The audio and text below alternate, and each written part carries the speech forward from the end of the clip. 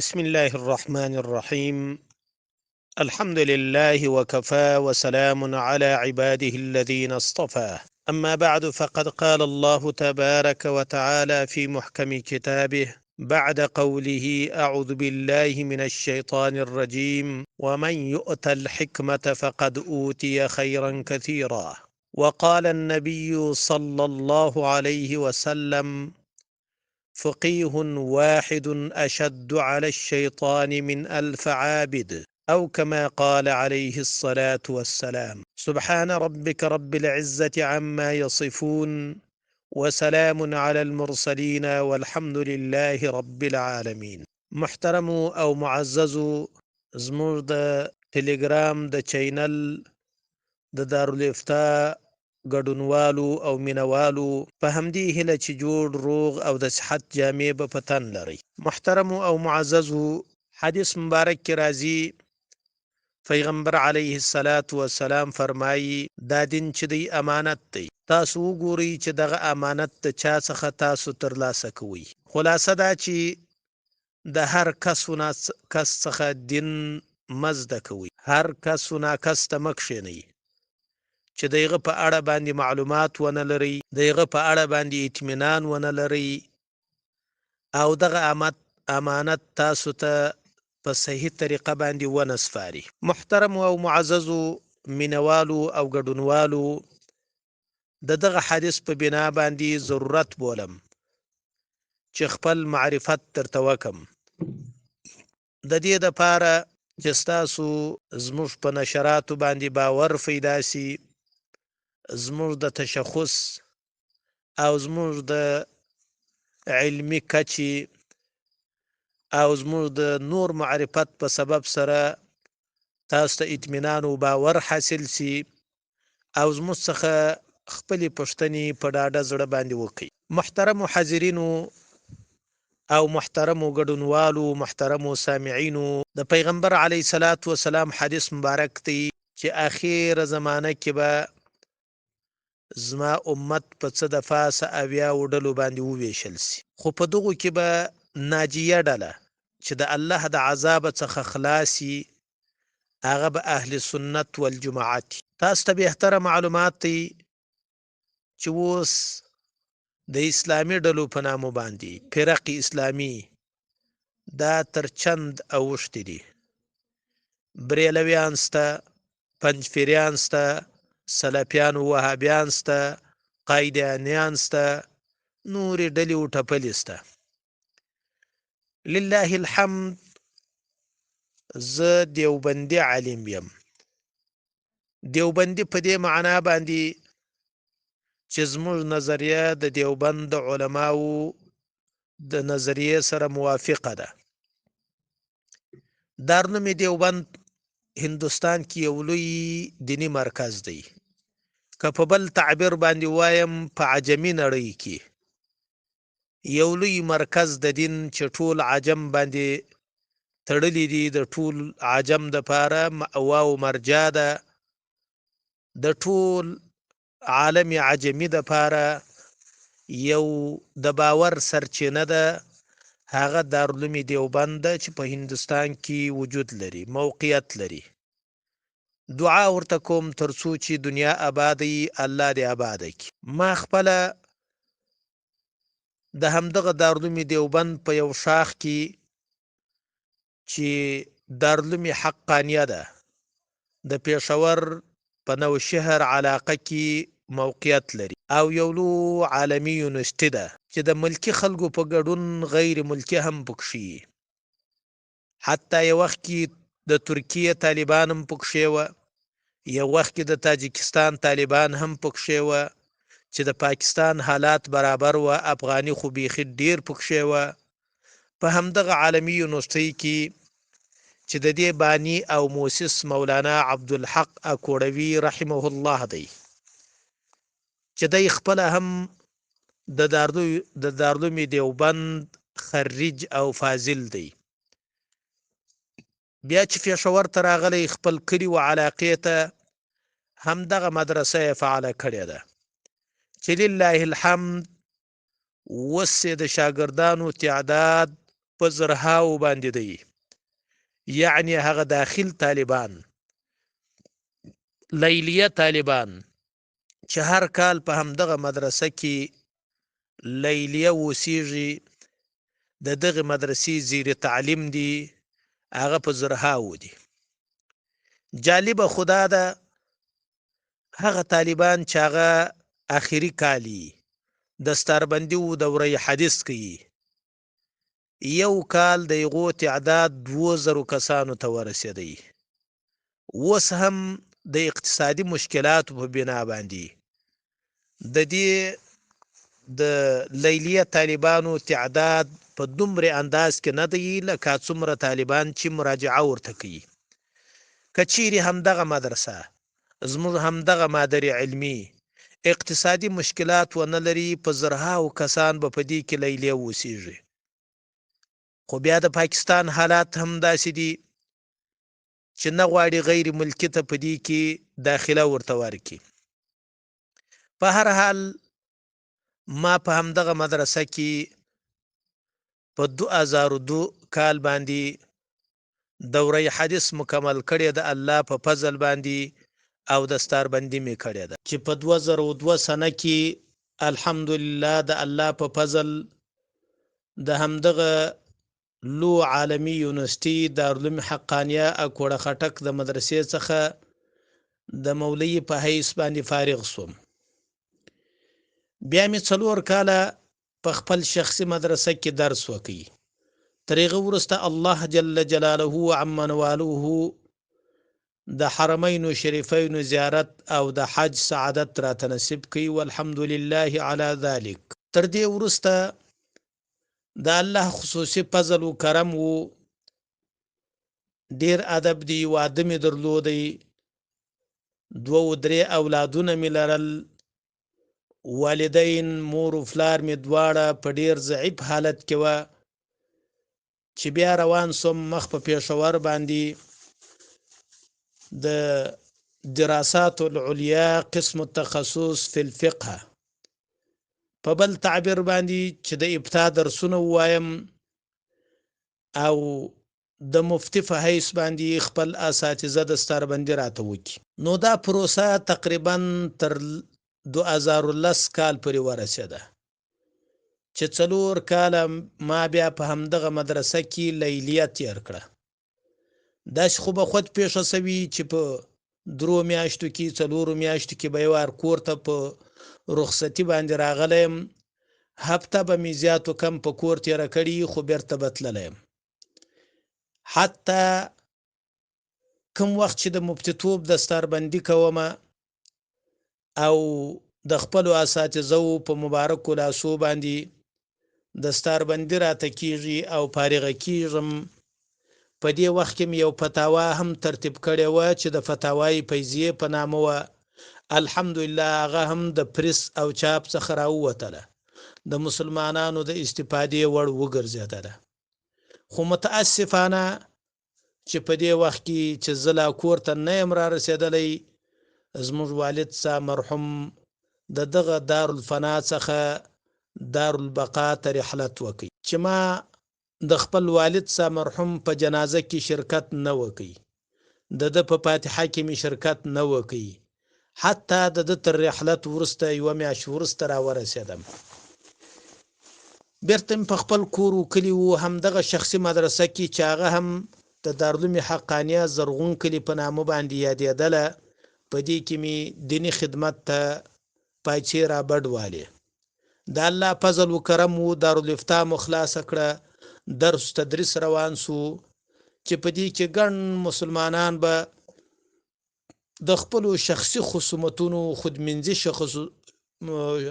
خودمنځي خصومتونو د حل و فصل لپاره زموږ دارالافتا ته مراجعه کوله، او الحمدلله تقریبا 85% د خلکو مشکلات زموږ په همدغه دارالافتا کې حل کېدل. دا سلسله روانه ده تر دې نن ورځې پورې، چونکې په هغه وخت کې اجتماعي شبکات نه وه. زموږ د دارالافتا خدمت د متخاصمینو د شخړو او جګړو تر حل او فصل پورې محدود وو او همدارنګه د خلکو تر استفتاء پورې چې ټلیفوني استفتاء وی کولې دلته به زموږ همدغه دارالفتاء تراتله په لیکلې بڼه به استفتاء کوله، پوښتنه به کوله د شرعي مسلې، یا به د ټلیفون د لارې کوله، یا به په شفاهي ډول باندې کوله، زبانی شکل به کوله. زموږ د دارالفتاء لخوا به هغوی ته جوابونه ورکول کېدل.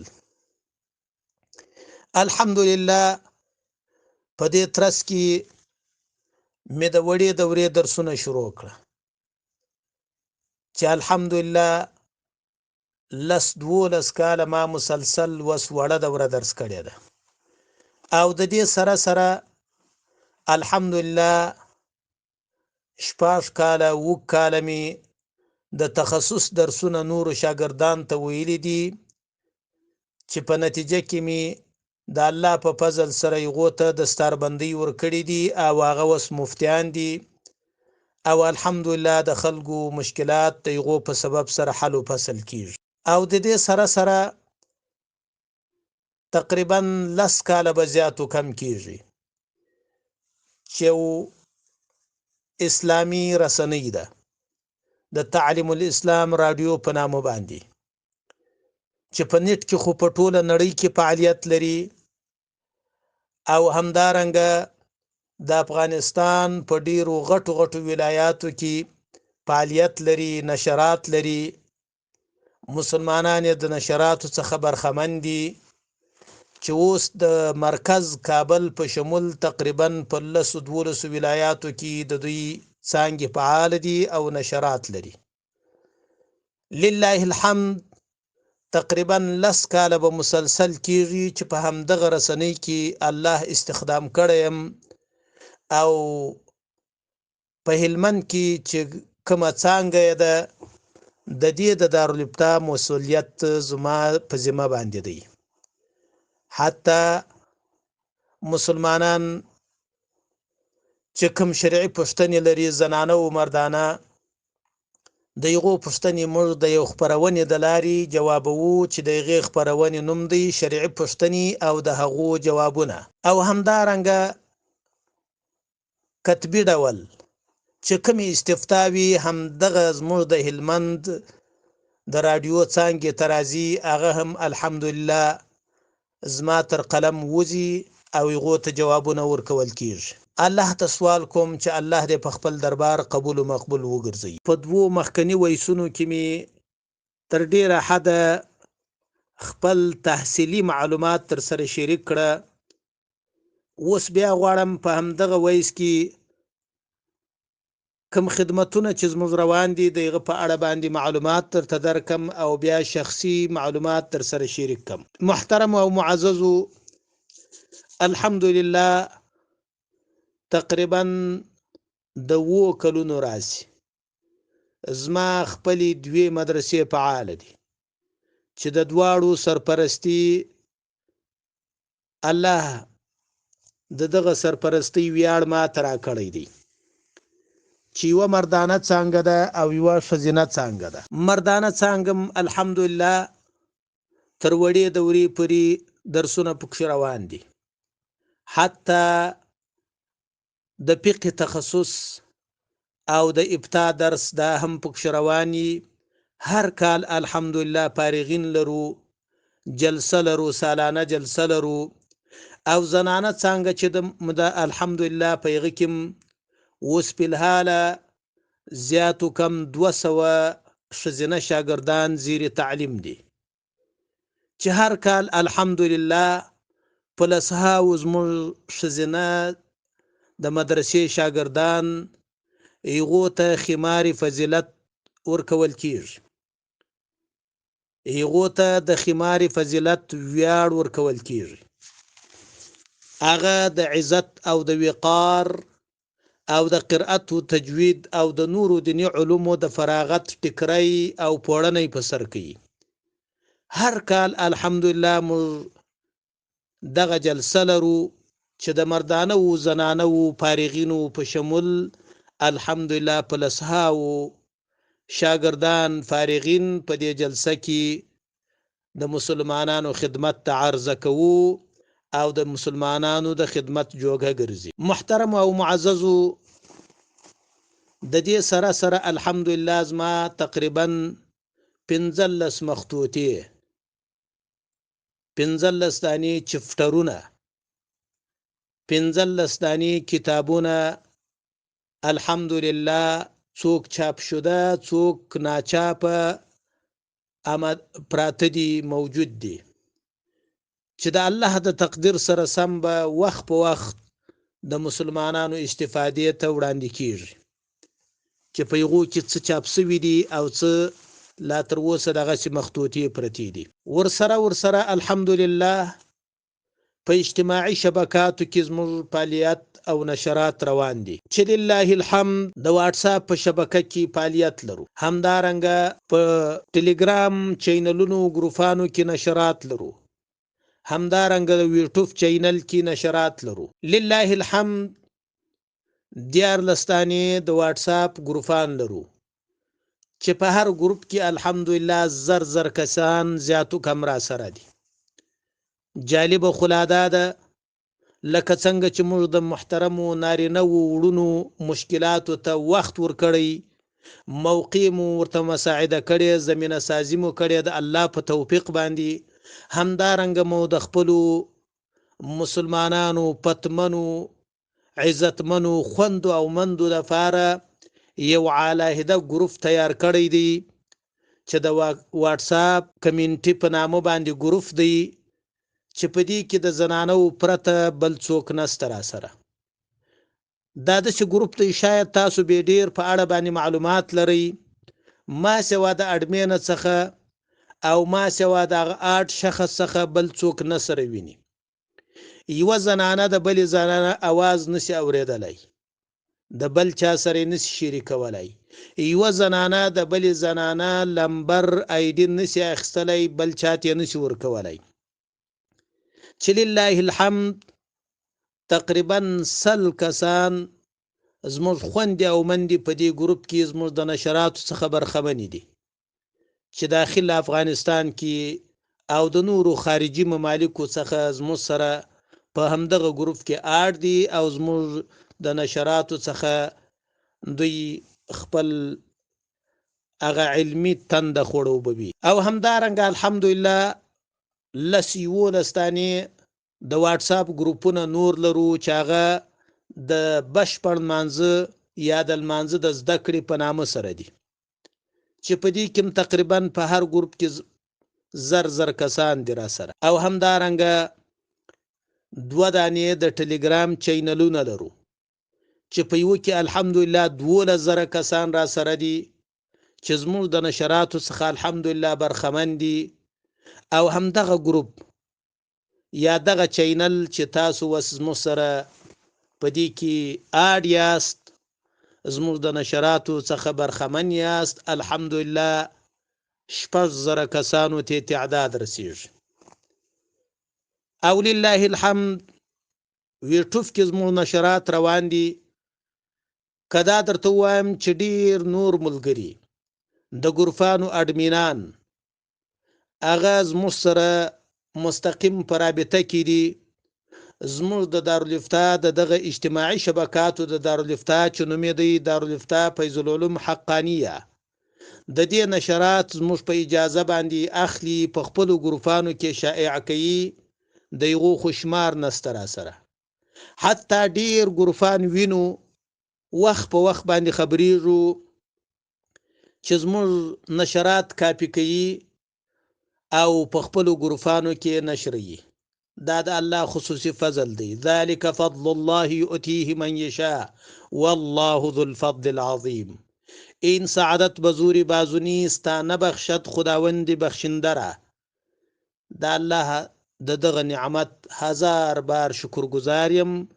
الله ته سوال کوم چې الله دې په خپل عظیم دربار را څخه قبول او مقبول وګرځي. محترم او معزز ګډونوالو او مینوالو، لکه څنګه چې می په دریو مخکنی وایسونو کې ان شاء الله تعالی زما په فکر کافی معلومات تر سره شریک کړه چې څه مې نور په ذهن کې دی غواړم چې هغه هم در سره شریک کم. هغه په دا ډول باندې دي. محترم او معزز مینوالو او ګډونوالو، زموږ سره په دغه دینی خدمت کې ډیر ملګري نه ستړېدونکي هلې ځلې کوي، کوششونه کوي. هغه که د مدرسې خدمتونه دي او همدارنګه که د همدغې دارالافتا چې په اجتماعي شبکاتو کې وجود لري، دارالفتای مدرسه فیض العلم حقانیه، په دې کې زموږ ګڼ ملګري را سره استخدام دي او د خدمت ویاړ لري او دا خدمت بې له کوم امتیازه کوي. د الله د دغه بشارت په بنا باندې کوي چې انبیاء علیهم السلام او رسولانو به خپل امت ته ویل وما اسألکم علیه من اجر ان اجری الا علی الله. دا دین چې موږ تاسو ته رسوو موږ کوم مادي امتیاز نه غواړو، موږ اجر په الله باندې دی، د الله څخه اجر غواړو. محترم او معزز ګډونوالو، زموږ د همدغه اجتماعي شبکاتو عمومي مدیر او منشي چې دی محترم ورور قاری عبدالستار سعید صاحب دی چې نه ستړېدونکي کوششونه الحمدلله روان کړي دي. الله دې ځینې قبول کړي. شپه او ورځ په ځان یوه کړې ده او د ده تر قیادت لاندې زموږ ډېر ملګري زموږ سره په همدغه دارالافتا کې خدمت کوي. محترم او معززو مینوالو او ګډونوالو، په اخیر کې خپل شخصي معرفت درته کوم. شخصي معرفت مې په دا ډول باندې دی، نوم مې فیض الله حقانی دی. حقانی په دې معنا چې په دارالعلوم حقانی اکوړه خټک کې مې دستاربندي کړې ده، بلکې الحمدلله 2 واره مې کړې ده، یو وار د مولیتوب بل وار د مفتیتوب. زموږ د شیوخو اساتذه و دا راته توصیه وه چې تاسو به خپل تخلص لقب حقانی د ځان سره لیکئ چې موږ ته معلومه سي چې دا زموږ د مدرسې بچان دي، زموږ د مدرسې خريجین فضلا دي. دا مې نوم و، د فلار نوم مې محترم حاجی لال جان مرحوم دی، الله دې په قبر لا متناهي انوار نازل. زموږ اصلي وطن د پکتیا ولایت ګردیز د زرمت ولسوالي او زموږ کلی و علاقه چې د هغه د تعمیر په نامه سره یادیږي. هلته موږ خپله منظمه قلعه لرو. د علاقې د دود سره سم هر قوم په یوه قلعه کې اوسیږي. زموږ قلعه چې ده د الزو د قلعه په نامه باندې ده. ولو که شرافت د انسان په نسب باندې نه دی، خو بیا هم په نسب سره د یو چا معرفت چاته کیږي، نو ځکه غواړم خپل شجره نسب درته بیان کم.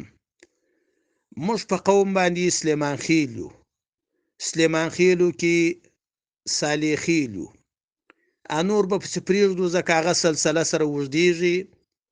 تقریبا 80 کاله زیاتو کم کیږي چې د ظاهرشاه په دوره سلطنت کې ظاهرشاه غوښته چې دا قومونه سره مخلوط کی او د قومو تر مابین کم کرکه و نفرت و او د دوی تر مابین چې کومه فاصله ده دا سره ختمه کی.